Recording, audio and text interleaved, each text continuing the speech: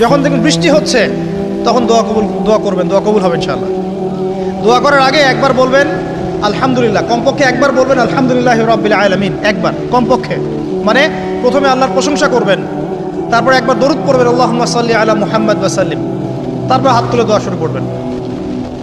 বৃষ্টি পড়ছে, দোয়া শুরু করে দেন, দোয়া কবুল হবে ইনশাআল্লাহ।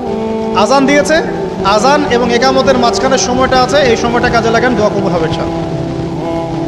নামাজ দাঁড়িয়েছেন, সেজদায় গিয়েছেন, সেজদায় দোয়া করেন, দোয়া কবুল হবে ইনশাআল্লাহ।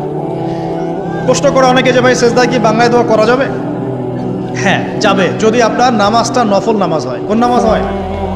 ফরজ নামাজে করবেন না, নফল নামাজে করতে পারেন ইনশাআল্লাহ। সেজদায় বান্দা আল্লাহর সবচেয়ে কাছাকাছি থাকে, এই সময়ে বেশি বেশি দোয়া করতে রাসূল সাল্লাল্লাহু আলাইহি ওয়াসাল্লাম তাগিদ দিয়েছেন।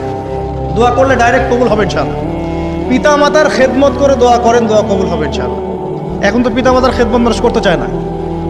এটা সেই যুগ যে যুগে পিতা মাতার সাথে দাস দাসীর মতো আচরণ করা হয়। তো সন্তানরা ভুলে গেছো তোমরা যে তোমরা একদিন পিতা মাতা হবা।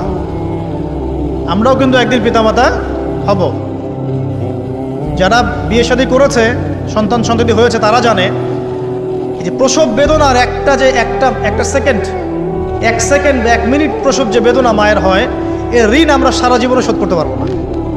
বাবার খেদমত করে দোয়া করেন, দোয়া কবুল হবে ইনশাআল্লাহ। কোরআন তেলাওয়াত করে দোয়া করেন, দোয়া কবুল হবে ইনশাআল্লাহ। মনে করেন